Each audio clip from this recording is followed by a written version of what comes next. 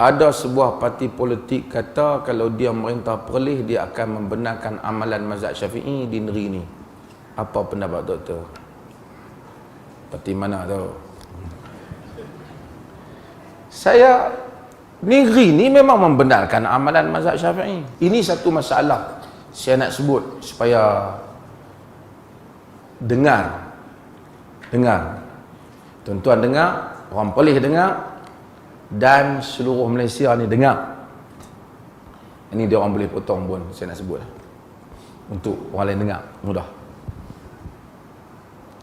Apabila kita sebut imam yang mulia, Al-Imam Muhammad bin Idris Asy-Syafi'i rahimahullahu ta'ala, apa yang kita bayangkan?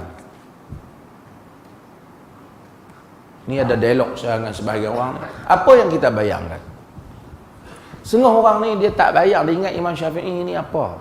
Dia bayang bila teringat Imam Syafi'i, dia teringat kunut. Itu saja yang dia fikir tentang Imam Syafi'i. Dia teringat bismillah kuat. Itulah perkara yang terlalu kecil bagi kehidupan Imam Syafi'i yang besar, yang merupakan imam, ilmuwan besar, tempat rujukan umat Islam. Imam Syafi'i imam saleh, alim, jalil, nasiru sunnah, pembela sunnah. Orang kata negeri Perlis tak ikut Imam Syafi'i. Ada beberapa pandangan yang mana negeri lain pun ada yang tak ikut, dan bab yang lain. Kita ikut, umpamanya selepas solat Imam Syafi'i dia tak zikir ramai dengan kuat, imam Perlis ikut, yang lain ikut yang sebaliknya. Kunut mungkin kita tak, tapi itu benda kecil. Ada negeri dia bahas bab benda ni. Saya kata di Perlis ni alhamdulillah, di segala semua tempat ada kelemahan dia, tapi ada banyak juga yang kita ikut. Di Perlis ni tak ada pusat kelab malam. Kau tuan-tuan pergi pub mana-mana, tak ada night club, tak ada pub. Hatta negeri ni kalau orang nak kata benda, panggung wayang pun tak ada. Rumah-rumah huruf tak ada. Kalau imam yang jalil itu lihat, dibandingkan sebahagian tempat yang kata ikut Imam Syafi'i, negeri itu rumah huruf pun banyak, pub pun banyak, night club pun banyak. Adakah itu lebih utama dibanding, adakah kunut lebih utama dibanding kepada Imam Syafi'i daripada perbuatan-perbuatan itu semua? Di negeri yang kecil ini, kecil-kecil pun lebih besar daripada Singapura. Di negeri yang kecil ini, kalau adalah siapa pergi karaoke sampai pukul 12 malam, pagi esok berdering lah pejabat mufti. Apa ni mufti biar orang menyanyi sampai, manalah kita nak boleh dengar semua. Tapi artinya orang sensitif.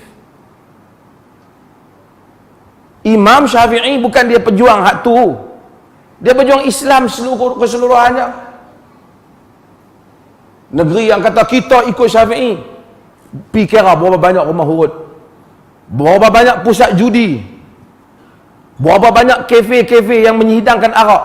Beritahu di negeri Perlis ni, di mana kedai yang menghidangkan arak secara terbuka, ataupun kita orang masuk situ orang duk minum arak? Tak ada. Ada satu dua tempat non muslim, tapi orang awam tidak kelihatan muslim yang terbabit dengan arak. Alhamdulillah. Kalau ada sembunyi kita tak tahu. Tapi ada negeri-negeri yang kata ikut Imam Syafi'i, saya tak tahu. Dia ikut bab kunut ya, yang lain dia tak ikut. Kalaulah Imam Syafi'i itu kunut saja yang awak fikir, kecil lah imam tu. Tapi kalau awak fikir Imam Syafi'i imam jalil, yang besar, yang mulia, kalau nak ikut dia, ikut benda-benda yang prinsipal.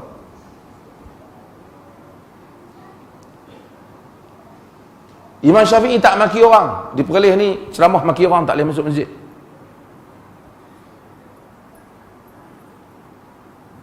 Ada orang abang kata, saya mula teringat dia baru kot nak bayar zakat dia kerja, zakat pendapatan di Perlis ya. Tapi dia berkata tak ikut mazhab Syafi'i, nak pergi bayar tempat lain lah. Saya tanya apa dia, taklah banyak sangat pun. Saya kata kat dia, entah tahu tak, zakat pendapatan itu sendiri bukan mazhab Syafi'i. Betul ke dia tak? Cakap tu bagilah. Zakat pendapatan tu ialah mal mustafad dalam mazhab Hambali. Bayar zakat pendapatan tu sendiri dah tak mazhab Syafi'i lah. Lepas tu dia garu kepala. Habis tu anda kata entah Wahabi ya. Dia kata dah tak tahu hang bayar Wahabi kita.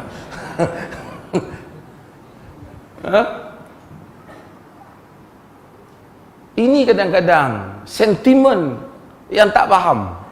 Parti politik ni pun sama lah juga.